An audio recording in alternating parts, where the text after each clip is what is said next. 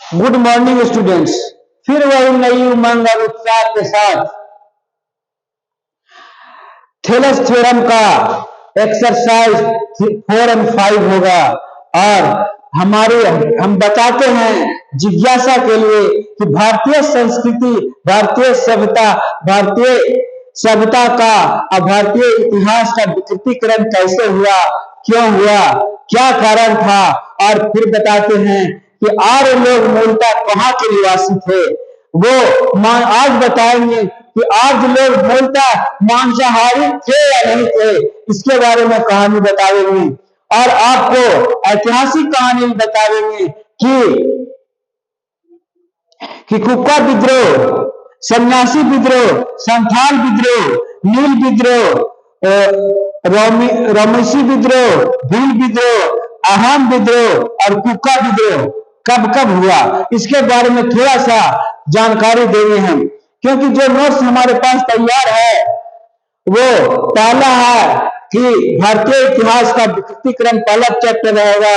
दूसरा चैप्टर रहेगा हमारा थेलेस थ्योरम का 4 और 5।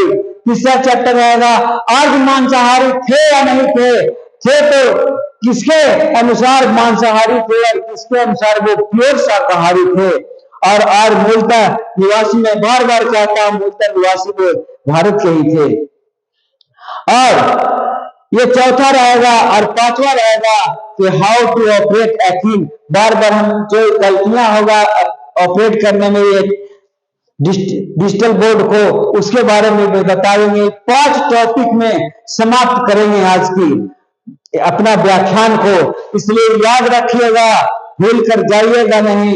और अच्छा लगेगा तो एक सब्सक्राइब जरूर करिएगा। तो अब हम चलते हैं अपना सब्जेक्ट की ओर, भारतीय इतिहास का विकृतीकरण। कहते हैं कि अंग्रेजी सत्ता यह भली प्रकार से जान चुकी थी कि जर्मन अथवा इंग्लैंड के लोग चाहे जितनी मात्रा में सत्ता के समर्थक बातें कहते रहे, वे भारतीयों के गले में तब तक नहीं उतरेगी जब तक यहाँ के लोग वैसा नहीं कहेंगे। अतः उन्होंने यहाँ के अनेक धन पद लोलुप संस्कृत के विद्वान को धन पद और प्रतिष्ठा का लालच दिखाकर पाश्चात्य विद्वानों द्वारा कही गई बातों को ही लेखन में दोहरा कर आप अपनी बातों को पुष्टि कराने के लिए तैयार कर लिया और वे प्रसन्नता पूर्वक ऐसे करने लगे। इसमें मिरासी, कपिलदेव, सुधाकर द्विवेदी, विश्वबंधु, शिवशंकर आदि का नाम उल्लेखनीय है। डॉक्टर पांडुरंग, वामन काणे, डॉक्टर लक्ष्मण स्वरूप, डॉक्टर सुनीति कुमार चटर्जी भी इस दृष्टि से किसी तरह से पीछे नहीं रहे। संक्षेप में कहा जा सकता है कि भारत का इतिहास बिगाड़ने में मात्र जर्मनी और इंग्लैंड के विदेशी विद्वान का ही सिर्फ हाथ नहीं रहा, बल्कि भारतीय इतिहासकारों का भी, भारतीय लोक विद्वानों का भी हाथ रहा। भारत के इतिहास के विकृतीकरण कहां की गई, प्रश्न उठता है। अंग्रेज सत्ता के समक्ष भारत के इतिहास और धर्म और भाषा के बदलने की योजना के सार्थक बनने में बड़ी बाधा यहाँ का अपार ज्ञान से युक्त बड़ी मात्रा में सुलभ साहित्य था। तो सुलभ साहित्य था, अपार ज्ञान का जो भंडार था, वो उसके सत्ता के समक्ष, अंग्रेजी सत्ता के समक्ष भारत के इतिहास और धर्म भाषा को बदलने की योजना का सार्थक बनने में बाधा पैदा कर रहा था। साहित्य के बल पर ही भारत के लोग बार बार गिरकर भी संस्कृति के पुनः जागरण की भावना से भरकर पुनः संघर्षरत हो उठते थे। सदियों तक एक के बाद एक युद्धों में लगे रहने और सैकड़ों वर्षों के निरंतर पराधीन बने रहने पर भी भारतीय न तो केवल अपने प्राचीन साहित्य के महत्व को ही वरन अपनी पुरातन संस्कृति, सभ्यता, रीति रिवाज, रहन सहन और धर्म के स्वरूप को भी बहुत कुछ उसी रूप में अक्षुण्ण बनाए रखने में समर्थ रह सके जितने भी अत्यंत प्राचीन काल में रहे हैं। जबकि चीन, मिस्र, यूनान, रोम आदि देश कभी विश्व प्रसिद्ध सभ्यताएं जन्मी, उभरी और विकसित हुई, कालांतर में अपनी संस्कृति और साहित्य सभ्यता आदि को विस्मृति के अंधकार में विलीन हो जाने से रोक नहीं सके, जबकि भारतीय लोग ने अपनी सभ्यता संस्कृति को इतना ही 1200 साल प्राचीन रहने के बाद भी अपनी सभ्यता संस्कृति को भूल नहीं सका, रामायण महाभारत को भूल नहीं सका, पुराण और उपनिषद को भूल नहीं सका। भारत में वेद शास्त्र रामायण महाभारत गीता आदि प्राचीन ग्रंथों का आज भी नहीं महत्व और सम्मान है जो आज से हजारों वर्ष पूर्व रहा था। यह ठीक है कि मुसलमान शासन काल में भारतीय ज्ञान के इस अनंत राशि में से बहुत बड़े परिणाम में ग्रंथों को जलाकर नष्ट कर दिया, फिर भी एक से एक श्रेष्ठ से अनेक ग्रंथ यहाँ सुलभ रहे जो देश धर्म समाज और संस्कृति को ऊंचा रखने में पूरी तरह समर्थ है। अंग्रेजी सत्ता यह बात भली प्रकार से समझ चुकी थी कि जब तक भारत के उन ग्रंथ और महत्व को पूरी तरह से समाप्त नहीं कर दिया जाएगा तब तक देश को अधिक समय तक परतंत्र नहीं रखा जा सकता। इस समय बदल चुका था। अब यह उन ग्रंथों सहित अपार साहित्य को जलाकर तो नष्ट नहीं कर सकती थी, हाँ उसके महत्व को कम अवश्य कर सकती थी। अतः उसका पहला प्रयास यही हुआ कि भारत के प्राचीन इतिहास और उसके संस्कृति के मूल स्रोत साहित्यिक धार्मिक और इतिहास ग्रंथों की श्रेष्ठता और महत्ता को नकारा जाए। लेकिन नकारने से क्या होगा? क्या हमारे दिल से रामायण और महाभारत हट जाएगा? वेद उपनिषद हट जाएगा? कभी नहीं हटेगा, क्योंकि इसमें अगाध ज्ञान की सागर छुपा हुआ है जो ब्रह्म को आत्मा और परमात्मा का मिलन को बताता है। वो ज्ञान कभी जा नहीं सकता, कितना भी प्रयास करने के बाद भी कोई सत्ता हमारे हिंदू धर्म पर करे ये कभी हम भूल नहीं सकते। हमारा रामायण महाभारत कभी भूला नहीं जा सकता है और वो पृथ्वी पर सचमुच घटा है। जितने पुराण में जितनी भी कहानियां हैं सब सत्य है। अब हम सेकंड टॉपिक थेलेस थ्योरम की ओर चलते हैं। थेलेस थ्योरम है प्रोपोर्शनल थ्योरम है। तो बार बार कहता है किसी त्रिभुज का आधार के समानांतर किसी रेखा को खींच दिया जाए तो जो जो प्रोपोर्शनल होगा वो इक्वल होगा। उसी के आधार पर आज हम exercise 4 in the joining figure B समानांतर BC if AB is equal to 1.7 cm, AD is equal to 6.8 cm and AC AB is equal to इतना cm, AC is equal to 9 cm, find the A. Let A is equal to 8 cm. Denote that by Thales theorem AB बटा AB बराबर A बटा AC। अब 1.7 और 6.8 into x बटा 9। अब ये दोनों का गुना कर दे, ये नीचे रह गया और ये दोनों को गुना करके ऊपर गया 15.3 और 2.5 आ गया। बड़ा ही आराम तरीके से आता है। जोड़ घटाव गुना भाग इंसान सीख ले तो सब कुछ जान जाएगा। ये बार बार मेरा कथन है कि जोड़ घटाव गुना भागा पर कंप्लीट और लघुत्तम महत्तम पर कंप्लीट इंसान यदि जान जाए तो मैथ जरा भी हल भारी नहीं है, बिल्कुल हल्का है। और ये ज्योमेट्री तो और ईजी है जो सूर्य से पृथ्वी की दूरी को नाप दिया है। अब हम एक्सरसाइज 5 पर चलते हैं। If D and E are points on the side AB and AC respectively of the त्रिभुज ABC such that AB is equal to 5.6 cm, AD is equal to 1.4 cm, AC is equal to 7.2 cm and A is equal to 1.8 cm, so that D समानांतर BC हमको साबित कर देना है। तो हम जानते हैं कि AD बटा DB का वैल्यू निकाल दिए, AD बटा AB का वैल्यू निकाल दिए 1/4 और A बटा AC का वैल्यू निकाल दिए तो 18 बटा इतना हो गया। इसको कटिंग करके ऐसे कटिंग भी कर सकते हैं और वहां 1 और यहाँ 4 लिख सकते हैं।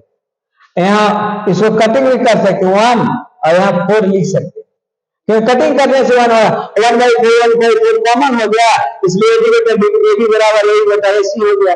जब ये हो गया तो बाय थेलेस का converse theorem, hence by converse theorem converse of थेलिस theorem, D समानांतर भी प्रूफ हो गया, बड़ा ही आराम तरीके से प्रूफ हो जाता है। यदि ये है, यदि ये हो जाता है तो ये समानांतर हो जाएगा, ये समानांतर है तो ये दोनों में संबंध है जो मैं बता चुका हूं, समझा चुका हूं। और फिर अब तीसरा पॉइंट पे चलते हैं हम कि आर्य मांसाहारी थे या नहीं थे। आर्य लोग हमारे पूर्वज मांसाहारी थे या नहीं थे, लेकिन अंग्रेजी सत्ता या कहता है, जर्मन सत्ता या कहता था कि हमारा पूर्वज भूमक्कर थे, खुले आकाश में रहते थे, पहाड़ के कंदराओं में रहते थे और वो जंगली जानवरों और चिड़िया पक्षियों को शिकार करके घुमंतु थे और खाना खाते थे, मांसाहारी थे कहता। लेकिन वास्तव में हमारा अर्थ क्या था, जो आज हम नोट्स तैयार किए हैं उसे पढ़कर बतावेंगे, समझावेंगे और बतावेंगे कि वास्तव मेरा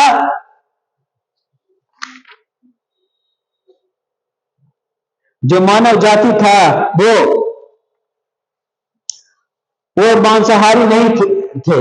डार्विन सिद्धांत सबसे पुराना सिद्धांत यूरोप का, मानव जाति का इतिहास लिखने के पश्चात विद्वान डार्विन का विकासवाद सिद्धांत था, जिसके अनुसार मानव का पूर्वज मनमानुष था और उसके पूर्वज बंदर था और इस प्रकार पूर्वज जाते जाते हुए अमीबा पर चला जाता। मैंने कीड़ा मकोड़ा से होते हुए अमीबा पर जाता। मैंने फर्स्ट जो जंतु का पैदा हुआ विश्व में वो अमीबा था। वहीं उसके सामने इंग्लैंड आदि देश के पूर्वजों को जीवन यापन ढंग भी था, जिसके लोग जंगलों में रहते थे, पेड़ों पर सोते थे, पशुओं का शिकार करते थे और उसके मांस खाते थे। ऐसी स्थिति में उनके द्वारा यह मान लिया जाता अत्यंत स्वाभाविक था कि आदि मानव अत्यंत अविकसित स्थिति में था। उसे न तो ठीक प्रकार से रहना आता था और न खाना पीना। वह खुले आकाश के नीचे या पहाड़ों गुफाओं में रहता था, जंगली जानवरों और पक्षी का शिकार करता था और उसका मांस खाकर अपना जीवन निर्वाह करता था। दूसरे शब्दों में इतिहासकार की इस दृष्टि में आदि मानव जंगली और मांसाहारी था। लेकिन अब प्रस्तुतः उक्त निष्कर्ष निकालते समय पश्चात इतिहासकारों के समक्ष यूरोप के विभिन्न देशों के प्रारंभिक मानवों और जीवन का चित्र था, जबकि मानव दृष्टि का प्रारंभ इस क्षेत्र में हुआ ही नहीं था। आज विश्व के बड़े बड़े विद्वान इस बात पर सहमत हो चुके हैं आदि काल में मानव का सर्वप्रथम प्रादुर्भाव भारत में भी हुआ था।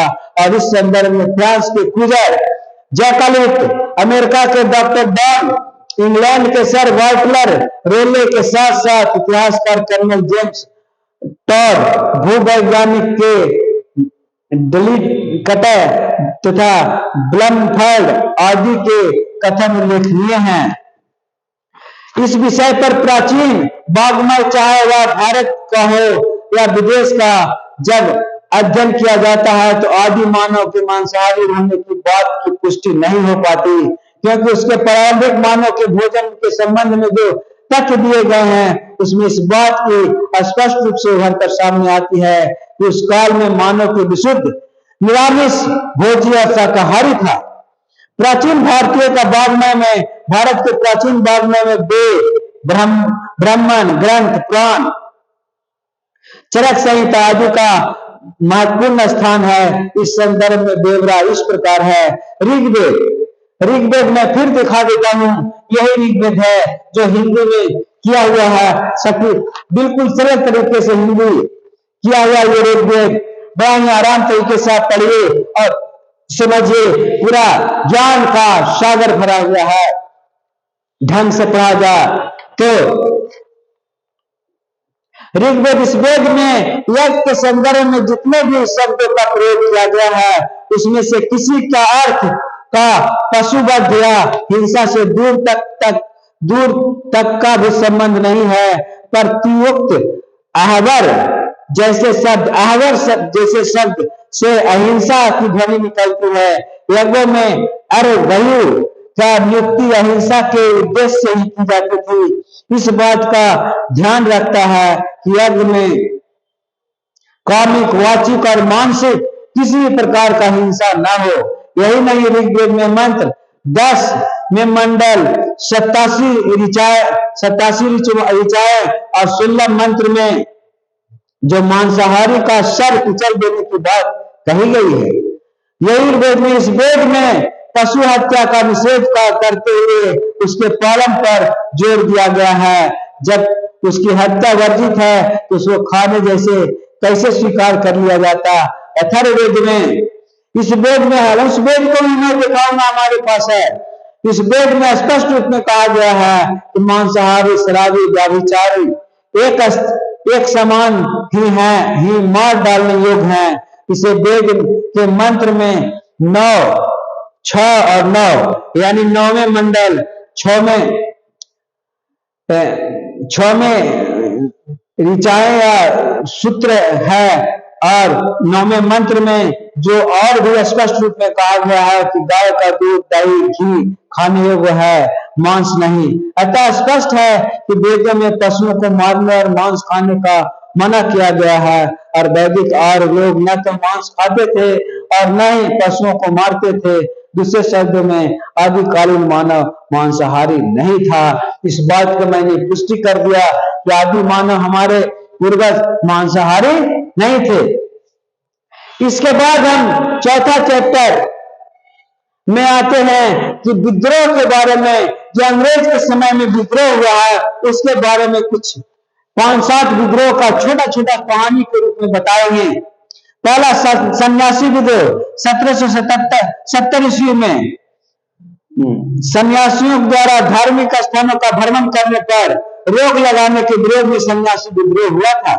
संथाल विद्रोह 1885 ईस्वी में राजस्व अधिकारी, पुलिस, जमींदार और सूदखोरों के विरुद्ध संथाल के लोगों ने सिद्धू कानू के नेतृत्व में विद्रोह किया था।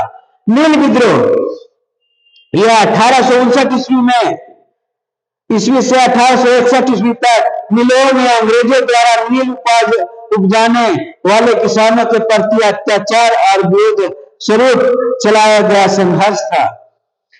रमोसी विद्रोह 1822 से 1825, 28 और 1829 ईस्वी में पश्चिमी घाट पर आदिवासियों में ब्रिटिश शासन के विरुद्ध विद्रोह किया गया था। भील विद्रोह, यह भी बड़ी इंपॉर्टेंट विद्रोह है। भील सरदार सेवाराम के नेतृत्व में सन 1817 से 19 तक और 1825 और 1831 ईस्वी में पुराने शासक भारमल के पुनः शासक के रूप में स्थापित करने के लिए कच्छ में विद्रोह हुआ था। अहोम विद्रोह 1828 ईस्वी में ज्ञानगढ़ कुमार के नेतृत्व में अहोम के असम में अहोम क्षेत्र में तत्कालिक ढांचे में परिवर्तन के ब्रिटिश प्रयास के विद्रोह में विद्रोह कर दिया था। कूका विद्रोह, 7वां कूका विद्रोह, यह 1872 ईस्वी में पंजाब में कूका लोगों ने गुरु राम सिंह के नेतृत्व में ब्रिटिश शासन को कड़ा प्रतिरोध किया था। इस प्रकार मैंने करीब 7 विद्रोह के बारे में बताया हूं, बड़ा ही छोटा विद्रोह बताया। और ऐसे अगले बार में मैं एक एक विद्रोह के बारे में थोड़ा सा डीप नॉलेज दूंगा। और इन्हीं चंद शब्दों के साथ मैं आज अपना वाणी को विराम देना चाहता हूं, क्योंकि ज्यादा नहीं हो जाए। धीरे धीरे मैं सारा चीजों को, इतिहास के में जो बातें हैं, जो बात लगता है कि अच्छा है, कहानी लायक है। अंग्रेजों के समय में मैंने 7 विद्रोह के बारे में बताया। और विद्रोह हैं, अंग्रेजों ने रॉलेट एक्ट क्यों लगाया, इसके बारे में भी अगले बार में मैं बताऊंगा कि रॉलेट एक्ट क्यों लगाया गया था 1919 ईस्वी में। ये इस पर कहानी सुनाऊंगा। और आशा और विश्वास करता हूं कि जो मैं बताया हूं, जो मैं समझाया हूं, वो आपको बहुत अच्छी तरह से समझ में आया होगा। और यदि समझ में आया गया होगा और आपके जीवन में थोड़ा सा ही फायदा दिखाया तो मेरा जीवन धन्य हो जाएगा। और आपसे एक सब्सक्राइब और एक लाइक मांगते हैं। बस इन्हीं चंद शब्दों के साथ मैं आज अपनी वाणी को विराम देता हूं। धन्यवाद, धन्यवाद। जय हिंद, जय भारत।